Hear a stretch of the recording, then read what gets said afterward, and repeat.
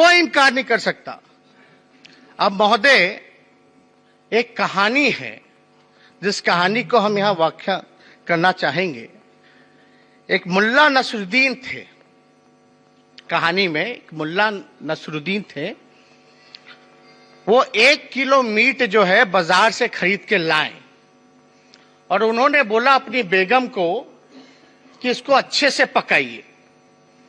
और बेगम जो है लग गई, अच्छे से मसाला दिया, अच्छे से सिझाया, पकाया, स्वादिष्ट मीट बना।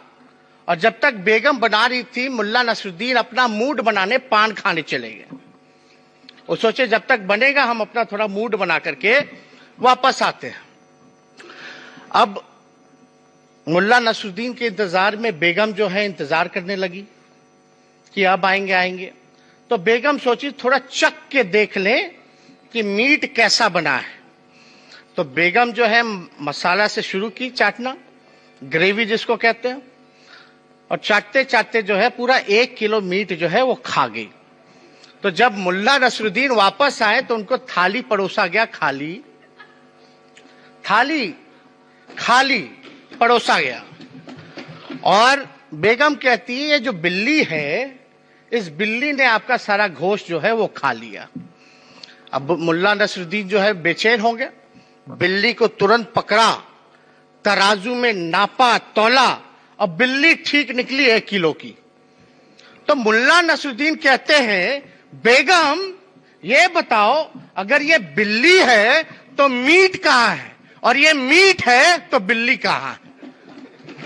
तो महोदय, ये जो अभिभाषण जो राज्यपाल कर रहा, ये उससे रिलेट करता है। अगर भाई विकास हुआ तो बेरोजगारी क्यों है? अगर विकास हुआ तो नीति आयोग में सबसे फिसड्डी बिहार क्यों है? अगर विकास हुआ, क्राइम रुका, तो डेली अपहरण, हत्या, लूट, बलात्कार क्यों हो रहे हैं महोदय? क्यों बेरोजगारी का केंद्र बना? क्यों किसान तबाह है? क्यों हमारा संविधान खतरे में है? क्यों लोकतंत्र खतरे में है? क्यों अस्पतालों की स्थिति जो है वो सुधरती नहीं है महोदय? शिक्षा का स्तर बद से बदतर हो जा रहा है अगर विकास हुआ तो बिहार की जनता सब समझ रही है और जान रही है कि कौन किसको बेवकूफ बनाने का काम कर रहा है महोदय। अब हम कहना तो नहीं चाहते, लेकिन राज्यपाल जी को यह कहना चाहिए था, या जो पूरे बिहार का मानना है कि इस सरकार में महोदय नीति, नियत, नियम, नैतिकता और न्याय का घोर अभाव है महोदय। यह सच्चाई है। और मुझे तो बिहार सरकार महोदय मुख्य बधिर लगते हैं। बिहार सरकार लाचार, परेशान, असहाय हमको बिहार सरकार लगता है, जो ना बोल सकती है, ना देख सकती है, ना सुन सकती है, और ना हाथ पैर हिला सकती है। ये सच्चाई है महोदय बिहार की, जो सरकार की है। और अवसरवादी सरकार कहना कोई गलत नहीं होगा।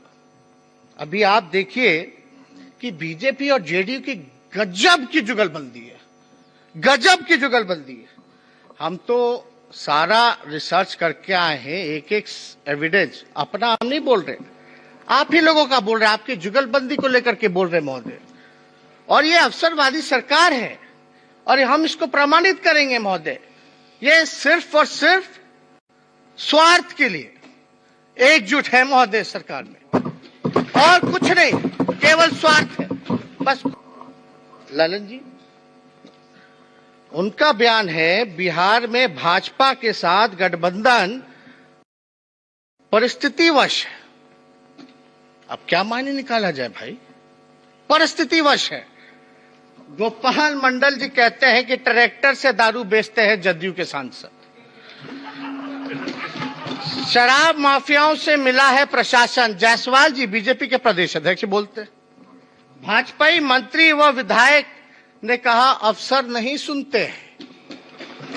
पैसे से ट्रांसफर हुए मंत्रियों के घर छापे पड़े तो करोड़ों मिलेंगे। कहां गए ज्ञानू जी का? और तो और शराबगी जी भी नहीं है, गायब है। उन्होंने क्या आरोप लगाया था मंत्री पे, इंजीनियर को लेकर के, सबको पता है। मांझी जी बोले ठेकेदार, इंजीनियर, डॉक्टर, आईएएस, आईपीएस और न्यायपालिका के लोग रात के 10 बजे के बाद पीते हैं शराब।